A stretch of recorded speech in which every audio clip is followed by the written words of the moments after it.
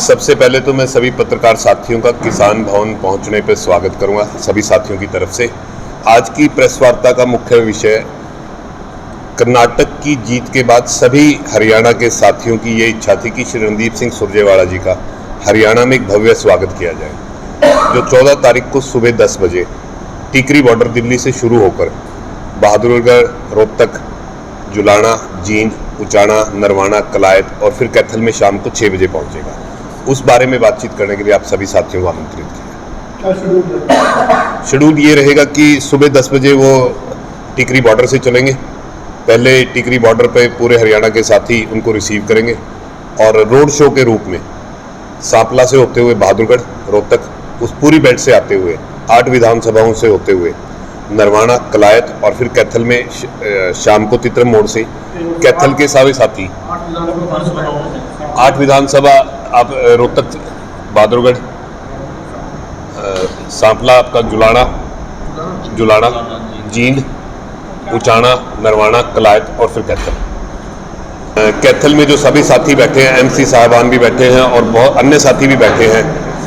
कैथल शहर में तित्रम मोड़ से और जो हमारी नई अनाज मंडी है ड्रेन के पास, वहाँ से सभी साथी उनको रिसीव करके जुलूस के रूप में पहले चुंगी, जो हमें जींद चुंगी हम जिसे कहते हैं, वहाँ पर स्वागत रखा है साथियों ने। उसके बाद अनिल भाई ने और इनके साथियों ने माल टाउन में, राम निवास जी बैठे हैं, इनके साथियों ने सबने जखोली अड्डा पे, पृथ्वी जी जो हमारे पुराने एमसी भी है और पृथ्वी जी बड़े सामाजिक साथी हैं, उनकी तरफ से जब हम पुल उतरते हैं पुराने, हाँ जी, प्रदर्शन पृथ्वी जी, रणधीर सिनेमा के पास नरूला जी और प्रदर्शन पृथ्वी जी और उनके सभी टीम ने जी पुराने रणधीर सिनेमा के पास प्रोग्राम रखा है। फिर 5-6 वार्डों के साथियों ने इकट्ठे होकर हमारे पुराने बस स्टैंड के पास, पुराने बस स्टैंड के बाहर प्रोग्राम रखा है। बैकवर्ड समाज के साथियों ने जो आपका प्रेस क्लब है, स्वामी विवेकानंद लाइब्रेरी है, उसके बाहर प्रोग्राम रखा है। और फिर बाकी शहर के बचे हुए सभी साथियों ने, जिसे हम अपना पुराने शहर का एरिया कहते हैं, क्योंकि जुलूस को हम शहर की तरफ ले जा नहीं सकते, रस ज़्यादा हो जाता है, शहर में परेशानी होती है। पेवा चौक पे एक भव्य प्रोग्राम रखा है, चाहे धर्मवीर भाई हों, चाहे महेश गोगिया जी हों, चाहे सोनू सेठ जी हों, इन्होंने मोर्चा संभाला है वहाँ का। और मेरे साथ बैठे हैं अपने पंडित जी, कहाँ गए, दिनेश शर्मा जी हों, क्योंकि इनका वार्ड भी वहीं पड़ता है, इन्होंने पेवा चौक पे प्रोग्राम रखा है। उसके बाद कैथल के कुछ क्लब, चाहे वो लॉन्स क्लब हो, कैथल क्लब हो, उन्होंने खुरानिया पेट्रोल पंप पे प्रोग्राम रखा है। उससे आगे फिर डांड रोड पे, क्योंकि डांड रोड से होते हुए ही किसान भवन आएंगे। उसके बाद प्रोग्राम रखा है आपका शमशेर फौजी और की तरफ से, मुरारी गेरा जी की तरफ से, कैप्टन जयवीर की तरफ से, जो आपका डांड रोड पे चौक है जहाँ सतिया है वहाँ पर, क्योंकि वहाँ पर खुली जगह है। हमने साथियों ने मिलकर निशान जगह ऐसी चिन्हित की हैं जहाँ आने जाने वाले साधनों को दिक्कत ना हो, साइड में थोड़ी जगह हो जहाँ टेंट लगाकर सभी साथी स्वागत कर सके।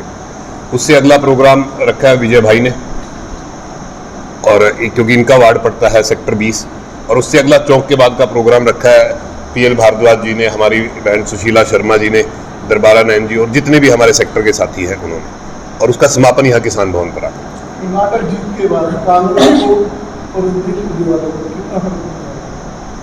देखिए, हर जीत आपका हौसला बढ़ाती है। पहले हिमाचल जीत ने कांग्रेस का हौसला बढ़ाया, फिर कर्नाटक की भव्य जीत ने हौसला बढ़ाया, और सभी साथी ऐसे मिलकर मेहनत करेंगे तो आने वाले 4 राज्यों के चुनावों में भी और उसके बाद एमपी के चुनाव में भी आपको बहुत अच्छे रिजल्ट मिलेंगे। तो जीत तो हमेशा आपका हौसला ही बढ़ाती है। सुरजेवाला का स्वागत है या शक्ति प्रदर्शन है हरियाणा? शक्ति प्रदर्शन किसके खिलाफ होगा? ये तो साथियों की इच्छा थी, पूरे हरियाणा के साथियों की, क्योंकि आप सभी जानते हैं 2021 सितंबर में उन्हें जनरल सेक्रेटरी बनाया गया था, और 1.5 साल से, चाहे कोविड चला बीच में, चाहे कर्नाटक का चुनाव चला, कहीं ना कहीं पिछले 6-8 महीनों से कर्नाटक की व्यवस्था के कारण पूरे हरियाणा के साथियों से समेत कैथल के साथियों से कहीं ना कहीं दूरी रही। क्योंकि रणदीप सिंह सुरजेवाला जी की एक खासियत है, वो जिस भी काम को अपने हाथ में लेते हैं उसे बड़ी ईमानदारी और बड़ी शिद्दत से निभाते हैं। तो 6 महीने उन्होंने साथियों से स्वीकृति लेके कर्नाटक को संभाला, जिसके बहुत अच्छे नतीजे आए। तो साथियों की एक इच्छा थी कि उनका पूरे हरियाणा में एक भव्य स्वागत किया जाए। सांसद बनने के बाद भी हम प्रोग्राम नहीं कर पाए थे, उसका भी इसी के साथ में फिर सभी साथियों की इच्छा से किया गया। जब महासचिव बनाए गए थे तब इसी तरह का जो स्वागत निकाला गया था, सोनीपत, दूध करनाल, इस बेल्ट से निकाला गया था जीतपुर से। जब की बार रूट चेंज किया गया है, क्या लगता है कि इस जो रूट इस बात का कि कहीं ना कहीं इस बात में कहीं ना कहीं ये माना जाए कि सुरजेवाला आने वाले टाइम में जो सीएम पद के जो कैंडिडेट है और भी मजबूती से आगे बढ़ेंगे? सीएम पद का फैसला छोटे भाई चुनाव होने के बाद एमएलए बनने के बाद होता है। रणदीप सिंह सुरजेवाला जी की पिछले 37 वर्ष के राजनीतिक कार्यकाल में एक ही खासियत रही है, सबसे ज़्यादा ईमानदारी से अगर पार्टी के लिए अपनी स्वयं का पर्सनल नुकसान सह के भी पार्टी के लिए ईमानदारी के लिए अगर काम किया है तो श्री रणदीप सिंह सुरजेवाला जी ने किया है।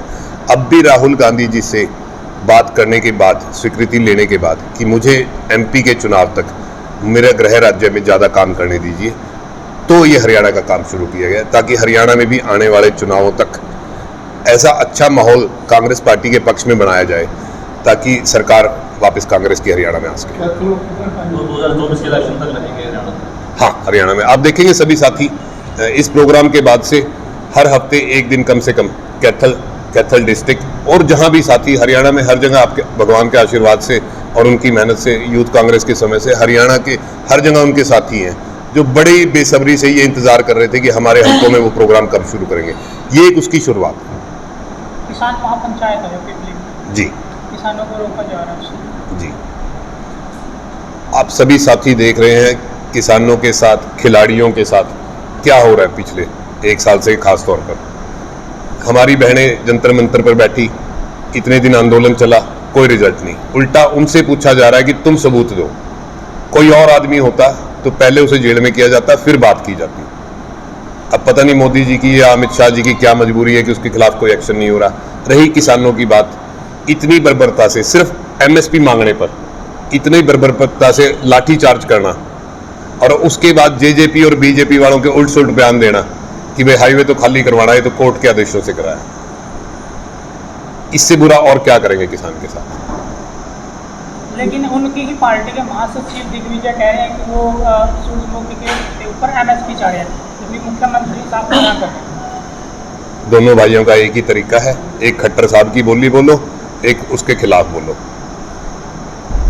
हर मुद्दे पर दिग्विजय का और दुष्यंत का कभी भी आप देख लीजिए बयान सेम नहीं मिलेंगे। दुष्यंत सरकार के फेवर की बात करेगा और दिग्विजय सरकार के खिलाफ बात करेगा ताकि लोगों में कहने को ये रहे कि हमने तो आपके खिलाफ, आपके हक में आवाज उठाई थी।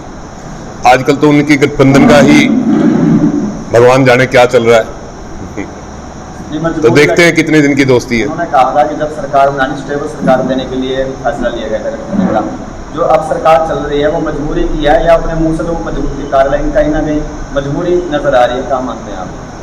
ये गठबंधन की सरकार नहीं है, ये ठगबंधन की सरकार है कि तुम हमारा फायदा करो, हम तुम्हें सपोर्ट देते रहेंगे, इससे आगे कुछ नहीं। निर्दलीय विधायक भी समर्थन कर रहे हैं सरकार का? निर्दलीय विधायक कुछ को मंत्री बनाया गया, कुछ को चेयरमैन बनाया गया, इसी बात के लिए सरकार का समर्थन कर रहे हैं। आज जेजेपी की ये हालत हुई है, बीजेपी उसको छोड़ना जा रही है और जेजेपी उसको पकड़ के बैठी है। अगर दुष्यंत चौटाला जी इतने ही किसानों के हक के आदमी होते तो वो किसानों के हक के महकमे लेते, इरिगेशन का महकमा लेते, पावर का महकमा लेते, एग्रीकल्चर का महकमा लेते। महकमे वो लिए हैं जिनमें मलाई है, तो किसानों की हक का बात करना तो उनके मुंह से वैसे ही अच्छा नहीं लगता। जब चुनावी साल नजदीक होता है तो सरकार कुछ लोगों के लिए करती है, इंडिया आंदोलन पेश किए जा रहे हैं, कहीं दबाया जा रहा है, उनकी सुनी जा रही है। आपको क्या लगता है सरकार के जाने चाहिए? अहंकार बड़ा भयंकर हुआ है हमारे खट्टर साहब को भी, मोदी साहब को भी, और मतदाता बड़ा जागरूक है, चाहे वो शहरी हो चाहे वो ग्रामीण हो। बड़े बड़ों का अहंकार खो देता है, ये तो कुछ भी नहीं। एक तरफ जहाँ मोदी सरकार 9 साल के सफल आयोजन को लेकर अपना प्रचार प्रसार कर रही है, कहीं ना कहीं जानकारी में कल आया भी जो इनके मुख्यमंत्री हैं जहाँ जहाँ प्रदेश में सरकार है वहाँ इनको कहा गया है कि आप क्षेत्रीय दलों में आप संपर्क बढ़ाएं, हमें कहीं ना कहीं सरकार 2024 में बनाने के लिए क्षेत्रीय संगठनों का सहयोग लेना पड़ सकता है। बीजेपी का इंटरनल सर्वे ही एमपी की सीट्स के बारे में उन्हें बहुत अच्छा कुछ नहीं दिखा रहा। और रही 9 साल की सफल सरकार के, जिस दिन उन्होंने यहाँ प्रोग्राम किया तो वहाँ से क्रॉस करते हुए मेरे मन में अचानक एक बात आई, एक बड़ी हंसी सी आई। कैथल में 9 साल से एमपी भी और सरकार भी बीजेपी की तकरीबन 8.5 साल से है। जब हमारे जैसी डिस्ट्रिक्ट को ही कुछ नहीं मिला तो बाकी देश के लिए क्या किया होगा। पूरी डिस्ट्रिक्ट जिसमें 4 हल्के आते हैं, कोई एक काम तो गिनाए, कोई सड़कें, कोई बिजली घर, कुछ भी तो नहीं किया। बात करते हैं सुशासन की। किस चीज़ का सुशासन है? किसानों पे और पहलवानों पे लाठियां मारने का सुशासन है? बीजेपी अमित शाह की रैली करने वाली है, अगर बात करें तो सिरसा में कहीं ना कहीं आगामी चुनाव के लिए रणनीति तय हो चुकी है, तो कहाँ पर देखते हैं? चुनाव बहुत नज़दीक है, 8 महीने ही बाकी हैं, तो अब तो रैलियां तो सभी पार्टी की शुरू होंगी। कांग्रेस पार्टी भी लगातार कर रही है। जी, तो लगता नहीं धुरंधर नेता समीकरण बदल सकते हैं? अमित शाह को जा रहे हैं हरियाणा। अमित शाह जी और मोदी जी 35-35, 40-40, 70-70 रैलियां करके आए कर्नाटक में, कितने समीकरण बदल दिए। जिस जगह पर मोदी जी गए हैं वहां पर केवल 3 सीटें आई, 32 rally prime minister of India करने के बाद, जबकि प्राइम मिनिस्टर देश का होता है, किसी पार्टी का नहीं होता। बीजेपी की सरकार ने विकास कार्य करते हुए काफी धीमी गति से चल रहा है, इसके बारे में क्या कहते हैं? धीमी गति से नहीं भाई साहब, मुझे तो नजर ही नहीं आता। मैं सुबह 7 बजे से लेकर रात को 10 बजे तक इसी हल्के में घूमता हूँ, मुझे आज तक कहीं कोई विकास कार्य नजर नहीं आया। कोई नया स्कूल, कोई नया कॉलेज, कोई भी एक नया धारा। एक ड्रामा आज से 3-3.25 साल पहले किया गया था कि मेडिकल कॉलेज बनेगा, एक सिंगल ईंट भी तो नहीं, एक लोहे का बोर्ड लगा था वो भी नदारा था। अभी 4 दिन पहले यहाँ शिक्षा मंत्री कवर ऐसा लीलाराम जी तो धन्य है, जिस दिन वो बने उसी दिन से कहना शुरू कर दिया कि मेरी तो एसपी नहीं सुनता, मेरी तो सरकार नहीं सुनती, मेरी तो डीसी नहीं सुनता। पिछले 6 महीने से वो बीजेपी के किसी भी प्रोग्राम में नहीं जा रहे हैं, आप देख रहे होंगे, चाहे उनका प्रदेश प्रभारी आए चाहे कोई भी आए। कठवाड़ गांव में स्कूल के इनोग्रेशन के प्रोग्राम में जरूर गए, पोर्टल की बुराई करके आए। शिक्षा मंत्री जी तो बोलेंगे ही सीएम साहब के हक में, जहां एमएलए की सुनवाई नहीं है वहां लोगों की सुनवाई की क्या उम्मीद है?